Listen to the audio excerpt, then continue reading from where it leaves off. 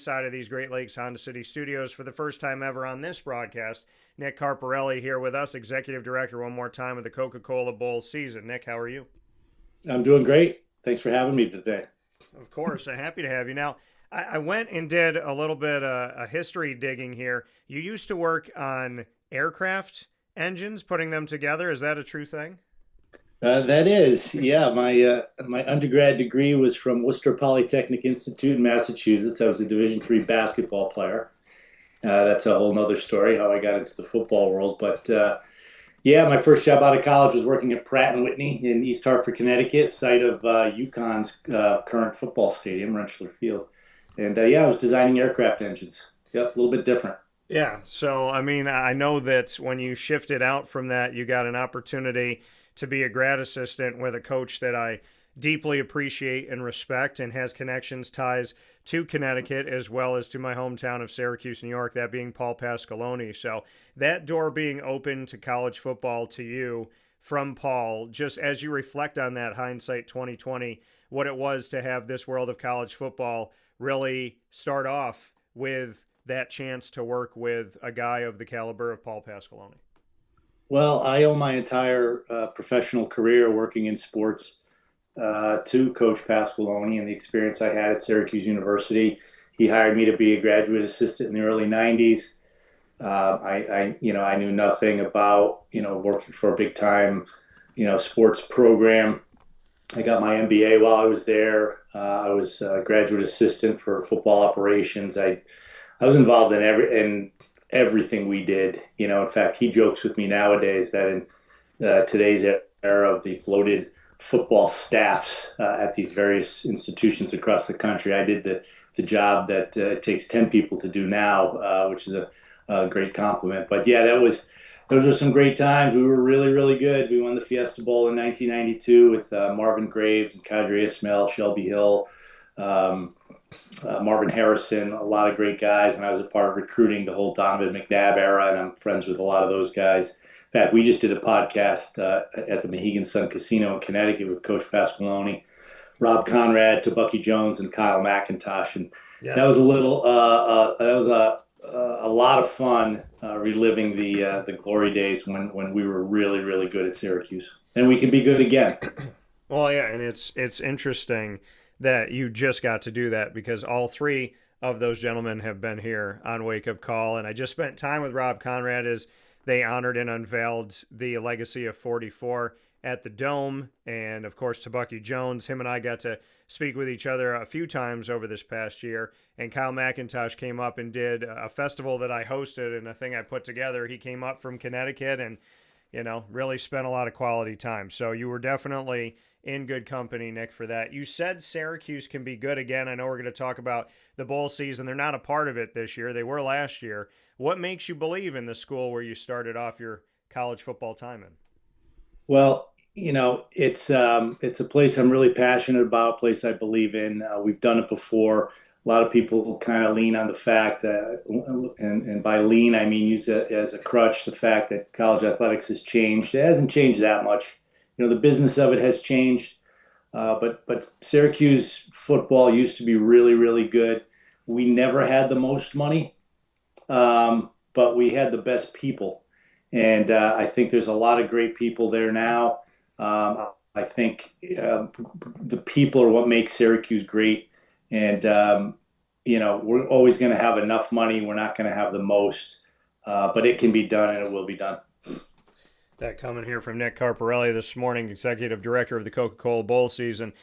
Looking at bowl season, when people think about it nowadays, they think their head goes straight to the CFP, go to the college football playoff, which is obviously a part of this. And there's 6 historic bowls that are within the college football playoff. But overall, there's 42. There are 36 outside of those 6. There's 84 opportunities to get to bowl season. And if my memory serves me correctly, there's 136 FBS teams. So when I say bowl season, Nick, you say what? Let's start there on when you see the words bowl season. What should that mean? It's a celebration of college football is what it is, and it has been for over 100 years. The college football playoff is relatively new, and I think it's awesome. I'm a college football fan at heart. I love the playoff. I think this great sport needs a great mechanism to crown a national champion, but college football is unique and it needs to be treated differently. And there's a whole conversation we could have about conference affiliation and where does the sport of football fit into that. There's been a notion that Chancellor Severud was at the point of kind of separating football out of conferences and having it be a 70 team Super League. And it's actually gaining traction. You hear it spoken about more and more. I think the day will come for that. But when it comes to postseason opportunities, whether it's a 12-team playoff, even if it grows to 16, that's not enough opportunities to serve the 136 FBS institutions you mentioned. And, the definition of success is very different in college football from one program to the next, depending on who you are, what your resources are, your history, your tradition, your brand value, your budget, all of those things. The playoff is great, but bowl season is equally great for a greater number of institutions, and college football needs both. Yeah, and like you said, both being needed. Things that people don't know when it comes to a bowl game that I've learned over the years. Obviously, the school, if you get invited to a bowl game and it's not within this college football playoff model, what people say we're not fighting for a national championship, so why go? And my response to that is, well, the coach gets extra practices. They get extra opportunities to see their players. They can look to their future. Guys who didn't have a lot of opportunities that maybe they want to see out there for next year and get a little taste of what they have and what that can be. So a guy on the roster can elevate up that roster. We look at the fact of extra practices, like I said, money going to the schools. There's usually these bowls will do something up big and have, gift baskets and opportunities. There's matchups in bowl games that we may never see any other way in non-conference play. And on top of all of that, it provides an opportunity to travel, see other parts of the world. It expands the time that a team has together, and it gives somebody who's finishing up their eligibility one more ride to have. So when it comes to time, practices, opportunity, money to the school, exposure, unique matchups, and travel, I feel like there's a lot more to a bowl game than meets the eye, and I'd love for you to expand on Full disclosure to our listeners, Dan is not paid by bowl season to give that pitch. No, I'm not. But you did an excellent job. Now, all of those things are true. To be honest with you, there is absolutely no downside to going to a bowl game. It's all upside. And why any institution would turn down an opportunity or downplay the opportunity, I have absolutely no idea. We're in a strange culture nowadays where, oh, I didn't make the playoff. I'm going home. That's cool to do that. It's not cool. Yeah. Playing football is cool as far as I can remember. Guys who play college football love playing the sport. I feel sorry for a program like Notre Dame that made such an emotional decision. You have a group of seniors on that team that I guarantee you, when they went to Stanford, their last regular season game the week before Thanksgiving, never in a million years did they think that was going to be the last college football game. Forget about college, the last football game they would ever play the rest of their life. I'm convinced there will be a lot of regret down the road when they look back at that decision. But you hit it on the head. The extra practice time, the team building, the camaraderie, the lifelong experiences. A lot of times these teams and these student athletes go to places that they've never been in their life and may never go to again, and they get treated like kings. The whole idea of a team not wanting to go during a coaching change might be the most ridiculous excuse. That is so counterintuitive to what the reality of the situation is. In fact, I was just at the Gasparilla Bowl in Tampa a few days ago, stopped over to visit my friend Rob Higgins, who just became the athletic director of South Florida, who underwent a coaching change. Yeah.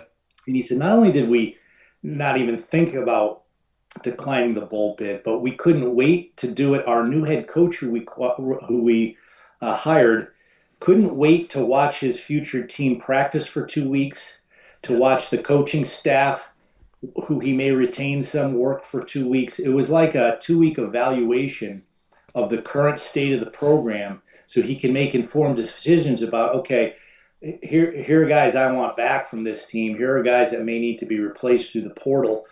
You talk about a valuable experience and a valuable time for a new head coach to come into a program. Why would anyone turn that down? I have no idea. Well, and you just led me into a lot that has been on my mind. You know, I don't know if I've been in a time, and I guess maybe I can reach back to Florida State potentially, but such a public move by Notre Dame. And like you said, and I said the exact same thing. I said, you know, they always tell you that when you feel something and when you have an emotional reaction, that you need to take a deep breath, take a step back, and before you let go whatever's on your mind out of your mouth, to really think about it and to not make an emotional decision, to sleep on it, to write that email but leave it as a draft. Don't say anything just yet. But they didn't do that. And not only did they attack the bowl season, they attacked the conference that they're in for every sport except for football. They blamed the commissioner of the ACC, who has no ties to their football program, who is a very good man in Jim Phillips. So, I mean, kind of going off of your point, what can that do? Because we look at preserving bowl season and we look at keeping this thing together. Like you said, college football is different, right? If we have 136 teams and we just have the college football playoff and there's nothing else, we're kind of void of opportunity for this entire country. And obviously there's a desire for it. There's a desire of sponsors to have it and cities to host it. And people don't even think about the fact that the local diner is going to make money when that Gasparilla Bowl shows up. So I want to stick with Notre Dame here for a second and how you, as the executive director of the bowl season, handles that, because you say, okay, they didn't make the playoff, so they're coming to one of the bowl games here. I'm overseeing all of this. And then they publicly tell you, don't even call us. It puts a lot of people in a difficult position, and it's unfortunate. You know, I'm not going to evaluate everything that went into their decision. That was a personal decision, if you will. But I'm not going to say I like it either. You know, I think it was difficult for everybody. You know, and again, I think you were saying it, Dan. Some of the worst decisions are made when people are emotional. So yeah, take a deep breath. You know, we're trying to evolve the bowl system, and what can we do to make it fit into today's world? You know, I think, you know, logistically the way it happens is the CFP standings come out at noon on a Sunday, and all the teams are slotted, and then it's a mad fury for 4 hours slotting everybody else. You know, I'm going to advocate for let's wait till Tuesday or Wednesday to make the bowl announcements, right? So you have 24 hours till noon on Monday for every team to take a deep breath and say, okay, we want to be a part of the bowl system this year, and it will be the vast majority like it was this year and like it always is. And then you have another 24 hours to figure out where everybody goes. So you let the emotions settle down, you make good decisions for your program, good business decisions on where everybody's going to go. So that's something I'd like to see happen in the future. And about the bowl system in general, the whole stigma of a team opting out, I think it's unfair to the vast majority of teams who opt into bowl games and the vast majority of athletes who opt into bowl games. We had 82 bowl eligible teams this year. So that's a team who's 6-6 or better. 12 were invited to the playoff. That left 70 other teams who received bowl invitations. Well, 3 of them decided it wasn't in their best interest to go. It was Notre Dame and Kansas State and Iowa State, who both are going through coaching changes. Again, I don't understand it. So should we let 3 out of 70 dictate whether a postseason system that's been around for 100 years is valid or not? Yeah. There were 67 other teams that were excited to go. There were 3 other teams that were 5-7 that slid into, took their place, and were excited to do it.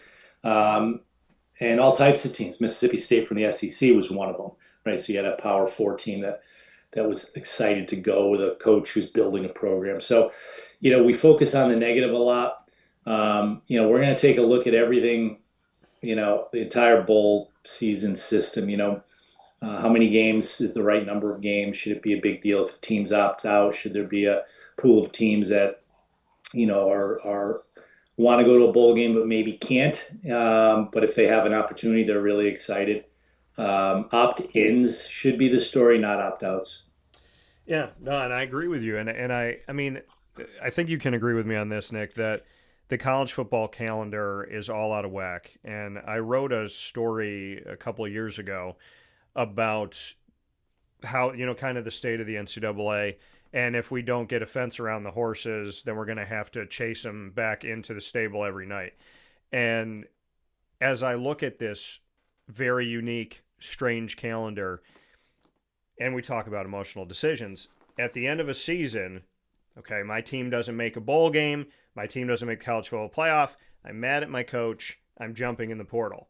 Well, I make that decision to go into the portal right after the season. Portal opens January 2nd. That's in the midst of all of this. So That's an emotional decision in and of itself, Dan, that we need to find a way to minimize. Right, and that's where I'm going with this, is that how can we have bowl season make sense when kids are emotionally figuring out, do they want to stay, do they want to leave? Coaches are able to leave. I mean, in a system that I think would make sense, a coach cannot leave their team. I know this sounds strange because we don't do this to kids in high school typically. We don't do this to kids that are playing pee-wee football, but a coach is supposed to stay until the end of their season, until their last game is played. A player is supposed to play until the end of the season, until their last game is played. So when bowl season is affected by guys that are saying, I don't want to play in this because we didn't make the college football playoff. I don't want to play in this because it's not important to me. I don't want to play in it because I'm transferring. I didn't make enough money. I'm fighting with the team. My coach just left.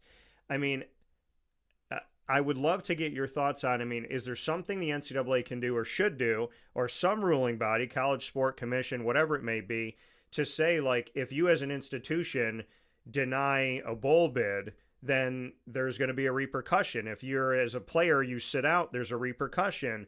As a coach, if you're leaving, then there's something to that, because I feel like, how do we preserve bowl season and the essence of what it's supposed to be when last year a team that you love and a team that I grew up loving, and it's my hometown, Syracuse played against a Washington State with a head coach that left and 22 to 25 players that had already jumped into the portal. So how do we preserve that when these games happen, we're getting the team we saw all year long and not like some fraction of the team? Well, let's start with the fact that that people love bowl season. There's nothing wrong with bowl season. It's bowl season's not the problem. The opt-outs aren't a problem. They're a symptom of the problem. Yeah. And you hit it on the head. It's the calendar. It's the timing. A lot of people say, what needs to be fixed in college football? I would say everything. There's nothing that doesn't need to be fixed. That's the state we're in. You think about the NFL, like, you can't even talk to a coach, not just a head coach, but an assistant coach, until their team is done playing, right? Until the Super Bowl's over. You can't hire a coach until after that, right? The NFL has mastered the calendar, right? You have preseason camp, the regular season, the postseason. Then you could talk to coaches and hire coaches. Then you have the combine, then you have the draft, then they release the schedule, and then you start preseason camp again. Let's learn something from that. And people used to be able to say, well, that's pro sports. Well, college football is pro sports now, whether we want to admit it or not. And that's a whole nother conversation. Are the employees, should there be collective bargaining? Maybe yes. But we need to stop saying in college athletics, well, we can't do that. Well, we've never done that. Well, that would be too hard. We need to scrap it, right? And the hardest part with college athletics is it's colleges and universities, and there's an academic calendar, and we're trying to work around that, right? I don't know. When I was a graduate assistant at Syracuse, guys went to school 2 semesters, and they were there the whole time, and maybe they took summer classes if they needed to catch up. Now these guys are there all year round. They really go to 3 semesters. The spring, summer, and fall. Maybe they have to enroll a little bit late in one semester or the other if they have to wait for the coach hired. Maybe, there's tutors. There's so many ways to do it. There's online classes nowadays. Like, there's so many ways to get your education. There's so many people in academic support in these athletic departments helping these guys. So let's stop using that as a crutch. They moved the transfer portal to January 2nd. I think there should be one transfer portal at the end of the spring. So if you commit to a school, you're there for a year. And if you have a bad season, you didn't like your coach, you didn't like your roster, there's turnover at the end of the year, you have spring practice to figure it out. Maybe you didn't fit into the team last year and you were emotional about it, but maybe you do this year because half the roster is gone, right? So let's evaluate that. Yeah. Let coaches evaluate their roster in the spring. Let new coaches evaluate their entire program, and then you kind of regroup at the end of the spring. So there's a lot of things we can do. I think it's just a willingness of the leadership in college football to just do it. Yeah, no, I couldn't agree more because, again, like you said, and when we look at these opt-outs that have happened, it's a small number, but to me, there has to be a repercussion for something like this to preserve what we have and to preserve this opportunity. Nick, for you, when it comes to travel, because I know you just said, Gasparilla Bowl and this and that, there are so many bowl games all over this beautiful country. So I have to ask you, how does your travel schedule work? Where do you, how many do you try to show up at? I would imagine if your family allows you on Christmas Eve, the Hawaii Bowl is the one to go to. But how does that travel schedule work for you when there's so many games going on in such a tight space? Well, no one tells me which games I have to go to, so I have that luxury. But I do try to mix it up and go to some games I haven't been to a while from one year to the next. I'll go anywhere from 6 to 10 games. December 27th is a great day, but it's a hard day for me because there's 8 games in one day. Yeah. Last week, I made a little Alabama swing. I went to the Montgomery, Alabama, then Mobile, Alabama. So I could check those off my list. Probably don't have to go back there in a few years. And I went to Gasparilla Bowl in Tampa. When Syracuse is in a game, I usually try to get to that one. I wasn't at the Holiday Bowl last year, but I was at Boca Raton the year before. I was at Pinstripe the year before. So I get around. I like to go where I like to go. Who doesn't? But I try to mix it up as well. Yeah. So, when you look through, there's been interesting names over the years. And I think there's the two most interesting names, in my opinion, the ones that kind of catch my eye, are the two that are being played within the next 2 days. And that's the famous Idaho Potato Bowl and the Bush's Boca Raton Bowl of beans, because it used to be the Boca Raton Bowl, but now there's just something to be said about if they called it Bush's Boca Raton Bowl, you're like, okay. But the fact that they had to put of beans at the end just hit me some kind of way. So do you ever look at this and say to yourself, like, wow, some of these sponsors that jump onto these bowls, they make it funny, they make it interesting. The Music City Bowl used to have like the longest name ever. It was such a kind of, it was like the this, and this brought to you by this. So I'd love to get your thoughts on some of these bowl names and the intricacies of them, and the fact that we have one that ends with of beans today instead of ending just simply by saying bowl. Yeah, they were quirky when they started these title sponsorships. They're probably still quirky, but they're fun. Yeah. I think one of the things that the bowl system has developed a reputation for is being willing to take some chances, be creative, really lean into their sponsorship. So the Pop-Tarts Bowl there's intrigue around what's going to happen to the Pop-Tart mascot every year. Duke's Mayo Bowl.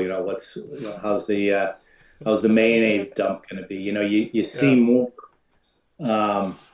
food items dumped on coaches' heads nowadays. The bowl of beans bowl. That'll be an interesting one to see how that gets executed.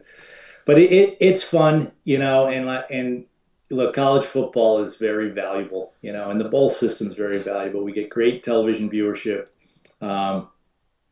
Corporate partners want to invest. The bowl season itself as an organization, even though bowl games have been around for 100 years, our brand, the logo you see on screen there, has only been around for 5 years. And this year, Coca-Cola decided, hey, we want to give you a good chunk of money to become Coca-Cola Bowl season, for a global iconic brand to invest in us, really validates everything we're doing. Yeah, and I was you jumped right into that point, just how you ended up working with Coca-Cola, because over the years, like you said, that logo that's up on the screen, we we haven't seen that forever. We've seen it the last few years, but I love it. It gives an identity to it. It kind of brings everything together that doesn't make the Bulls feel all individual on their own island, which I'm sure is a part of having this logo. But just to go a little bit deeper into bringing bowl season into that place of saying, hey, you go to our website, you're getting the full schedule. It's a full slate. This is all, concisely put in one place. So what that logo does for you branding wise, because I know you've worked with Under Armour and a lot of branding pieces and elements of marketing. And then secondly, what it means to have Coca-Cola say, you know what, Nick, we want to be a part of this with what your team's doing. Well, from my beginning as a graduate assistant at Syracuse through all my experiences, I've really learned the value of marketing and branding and having an identity that people can identify with. So, when they hired me, 5-6 years ago, it was really a group of the full group of bowl executive directors that came together and said, wow, college athletics is changing so drastically. We've been doing our thing for, in some cases, up 90, 100 years. They did a great job of developing their own brand in their own community. Some of them were, national in nature, but they said, we need somebody to pull us together, to be our spokesperson, to advocate for the system as a whole, and to market and promote us as a whole. So when they hired me, first thing I did is I said, well, people have to know what to call us. We have to have an identity. We have to have a look. We have to have a place that they can go to get all bowl season information. So we created the name and logo. We didn't outsmart ourselves with the name. We stole some brand value, which is built over time. People called it bowl season for a long time. So launched our website, which will get 3 million page views in the next, in that 3-month period around bowl season, and social media does well. And it really serves the membership, but it also serves the game of college football. And for it to grow in value from nothing, just an idea, to a brand that Coca-Cola would want to invest in is very gratifying. That coming here from Nick Carparelli. Nick, before I let you go, a couple points I want to hit on, and you've been great on so many pieces of this bowl season and identifying exactly what this is, what it should be, and the value of it here. The dance with the CFP that we've talked about here, right? The college football playoff, they have 6 bowls that, are a part of that and have a lot of history. How does it work when it comes to bowl season? With you as executive director of the Coca-Cola Bowl season, is there any connection or any give and take where you're sitting at a table? I know you talked about, executive directors of these bowl games that are within the bowl season, and they speak with you and wanted to have a central voice. But when it comes to bowl season and the CFP, a fan that's kind of the average fan is saying, are they connected? Are there any unified conversations of college football? Are there tables that we should know about who's sitting there and if the representation is on both sides of this thing? So I'd love for you to share that with the people that don't know.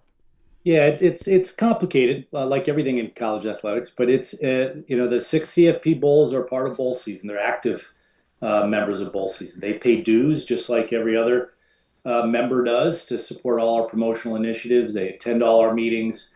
They just happen to be the 6 bowls that the CFP uses to determine a national champion. And the CFP is great too. I have a great working relationship with Rich Clark and his staff. They come to our big annual meeting every year. We collaborate whenever we can. They invite all the executive directors to the national championship game, and they're involved in the hospitality. So it's really bowl season and the CFP together that make college football's postseason so great. It's not one or the other. We're not in competition in any way.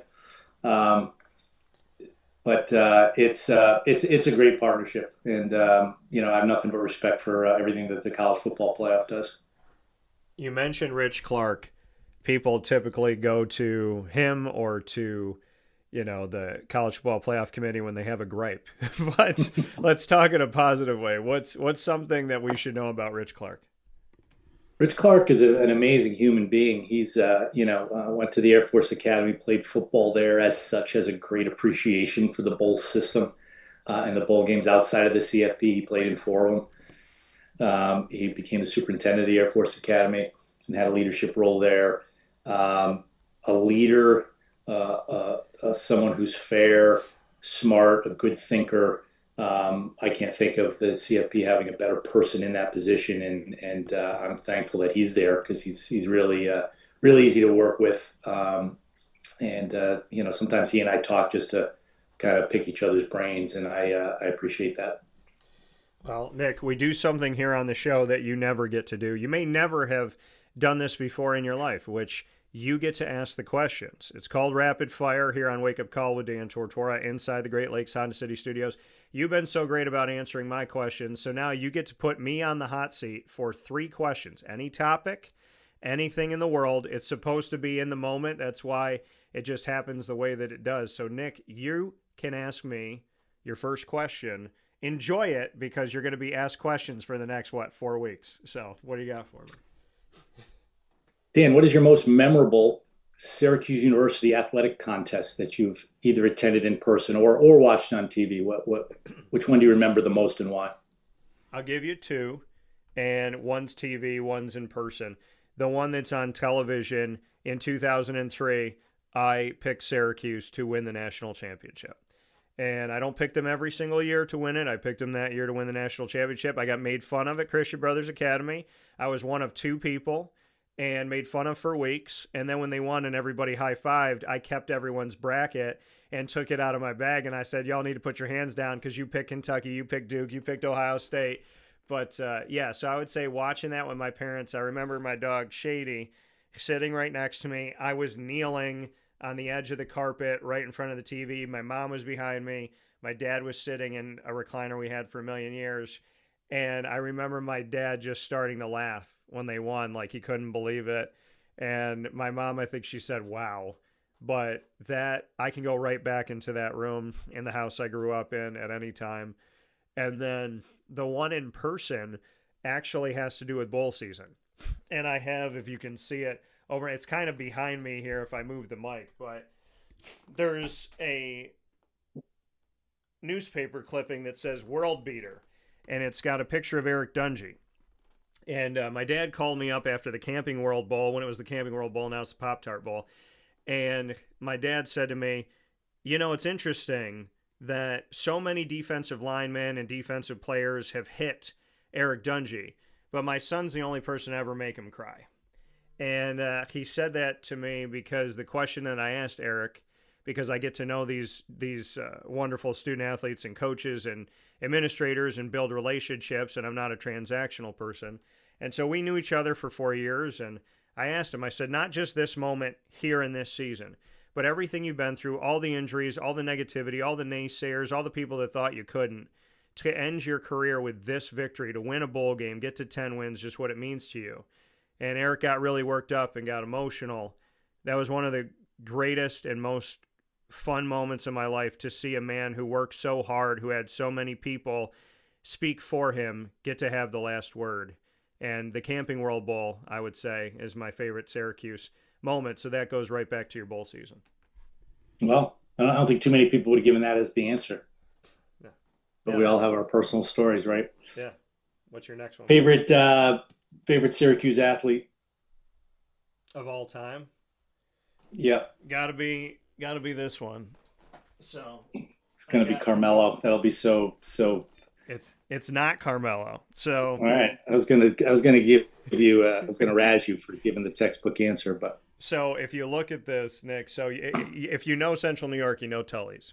Of course, I do. Yeah. Well, when I was a GA, that was when they opened Tully's on Erie Boulevard for the first time. I might have been there for the grand opening. But so, go ahead. Erie Boulevard, Tully's, the same one you went to. There was a guy working at the host stand, and my mom and I saw him keep walking by, and we're sitting there with my dad, and my mom goes, I think that's Donovan McNabb. And I go, yeah, I think it is too. My dad goes, you're both nuts. There's no way Donovan McNabb is working at Tully's. So we go through the food, and we keep looking at him. We see him like 3 times. I'm like, nah, it's Donovan McNabb. So my dad's like, you guys are crazy. I'm going to the car. He leaves. He gets in the, goes out the door, goes to get the car started. My mom and I stay in. My mom goes over to him. She goes, hey, not nothing, but like, are you Donovan McNabb? And he looks around, and he's like, I am. And like nobody knew that for whatever reason, like people didn't know. And this was like when he was getting started in his career and he hadn't blown up at Syracuse yet. So I will never forget the words he said to me. But my mom said, you know, my son loves you. Will you sign something? And he signed this Tully's coaster, which is always in my studio and it's right off my right shoulder. And I remember being upset because I played basketball growing up and I wanted him to sign at number 25 for the basketball team. But and then obviously he signed the right one. But I'll never forget what he said. He leaned down and he said to my mom and I at the same time, he whispered, he said, I know I'm not anything right now, but just watch. I might be somebody someday. And fast forward to me being down in Florida, Disney, family vacation, the NFL draft's going on, and my mom goes, what are you doing? Get your swimming trunks on. We're going outside. I go, Ma, I got to watch Donovan McNabb get drafted. She goes, when did it start? I said, it just started. She said, you better hope he gets drafted quick. And he was drafted number 2 overall to the Philadelphia Eagles. So I will say very emphatically, and years later I got to interview him, that Donovan McNabb, without doubt, in that moment in my life of a guy who believed in himself and banked on himself, definitely became so much. And I appreciate that. By the way, after we got his autograph, there was a line out the door. So I'm sorry, Donovan, for that. Think about how amazing that is in today's day and age. A scholarship quarterback at a Division I institution has to have a part-time job. Yeah. Yeah. It's crazy. It's insane. What's your last one for me, Nick? So I'm going to, a trivia question. Okay. I don't know if you're going to get it. All right. And it kind of speaks to the Coach Pasqualoni era a little bit and how great they were during that time. Okay. And how underappreciated they were and how underappreciated he was as a great developer of talent. So you asked me earlier, what does it take for them to be good again, right? We're never going to have the most money, but we can always have the best people, right? We have to evaluate talent really well. We have to be able to develop talent. And that's something he did really well. Yeah. So you can ballpark it and then we can fill in the blanks. In the past 55 years of Syracuse football, how many number 1 draft picks have they had? And in the 14 years that Coach Pasqualoni coached right in the middle, how many of that total number was he responsible for? Oh my goodness. That's a good question. I'm so hands-free. Ballpark it. It'd be impossible for you to know, but it'll be interesting to think about. And you put his era in perspective. Yeah. How many, so number 1 overall or just first round? No. First round draft picks in the last 55 years. Yeah. Oh my goodness. So, well, I had dinner with one of them who was probably the most recent, Justin Pugh, right before he got drafted. Mm-hmm. So shout out to JP. But I would say, oh my goodness. Okay. First round picks. So I got to think it because I always tell people I'm a Coach P kid. Because I grew up on watching Coach P, and he was like my favorite coach by far. And I don't know, I appreciate so many things about him. I don't know if it's Italian heritage, about family or what, but he just knows how to be a certain way that I wish coaches were these days. So, oh man, first round picks, Coach P, 14 years. So I'm going to say, let me see, 1, 2, is that 3? 1, 2. I'm going to say he had in 14 years, he had, oh my goodness. I'm going to say 10 first rounders. I don't know where I'm at on this. I'm just seeing people's pictures come through my head right now. I'm going to say 10. I may be totally off. It's probably 10's a great guess. Not quite 10, but there are a couple that could have been. Like Rob Conrad wasn't first, but in my mind he was first, right? That was the last one that hit my mind, yeah. So let me tell you. So in the past 55 years, there was only 12 total. Yeah. Coach Pasqualoni was responsible for 7. Dang it! In a 14-year period. When you said not quite 10, my brain was 7. And he had, his first few years he didn't have one, and then it got kicked off with Marvin Harrison. They went through a 7-year period of 7 first-round draft picks. Think about that. Yeah. And since then, the 21 years since then, there's only been 2.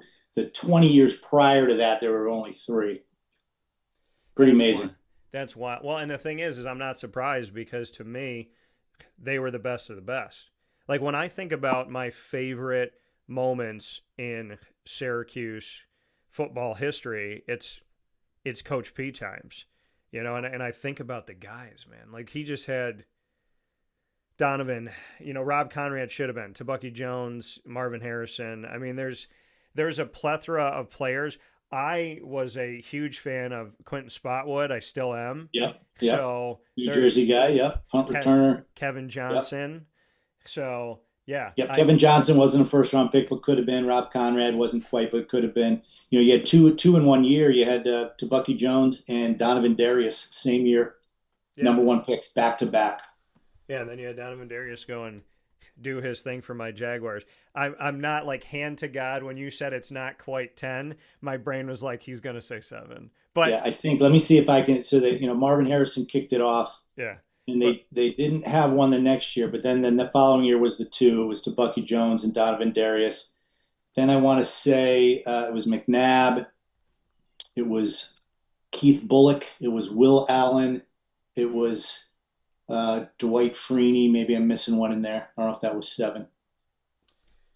Yeah, I think you were. What did you say? Because you said Tebucky, Dwight, McNabb, Harrison, Keith Bullock, Keith Bullock, who we had, and then who am I missing?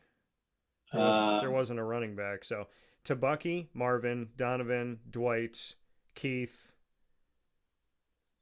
Will, and who's the other one? I'm missing one. Who is the other guy? That's I'll think of it. Who are the 2 since then? You mentioned one of them. You just got to come up with the other. Yeah, Justin Pugh is the one that I know right off the jump here, and then the other one would be, was it Chandler? Chandler Jones. Yep. Yeah. And by the way, big time shout out to the Jones family. Amazing family, upstate New York. Proves that New York has talent. And to Arthur in heaven, which is still doesn't make any sense to me. We're the same age. So like that was, I found that out driving to a restaurant, pulled into a parking lot, and I cried genuinely. So I don't know if you got a chance to meet Chandler and Arthur, but Arthur was always behind the scenes. And when I got some time to sit with him for like 2 hours in the recovery room, his business, we just sat in 2 recliners and talked. And I just appreciate him. I know his son is his family will do great things. His son's playing at my alma mater, but the Jones family is a special family, Nick, if you ever had a chance to meet them. Yeah, I didn't know them like that. But Nick Carparelli spent a lot of time with us here today. We're trying to solve the problems of college football while celebrating college football here. So, Nick, I appreciate all that you bring to the table for bowl season. It's interesting because, your face is very familiar to me, so I feel like we probably crossed at bowls, and there's been times where we probably were in the same place, but it's good to get to talk with you. I'd love to keep in touch with you and pick your brain on some things because I am absolutely, positively happy that bowl season endures, and I thank you and your staff for all the work that you do that nobody sees behind the scenes because it helps to bring about what I consider one of the best times of the year. So I want to say thank you to you and your staff for that. Thank you. I appreciate that, and I'll try to do a better job in my position of finding a way for Syracuse to get in a bowl game next year. They need to help me out a little bit, but I'll do what I can. Yeah, that's what somebody said. They're like, if there's opt-outs and different things happen, like what can happen, Dan? I'm like, hey, they got to win some more games and figure it out. But Nick Carparelli, Executive Director of the Coca-Cola Bowl season. Nick, enjoy your travels. Be safe in them. Merry Christmas and a happy holidays. And I'll look forward to hopefully talking to you soon. Absolutely. Thanks, Dan. Thank you, Nick.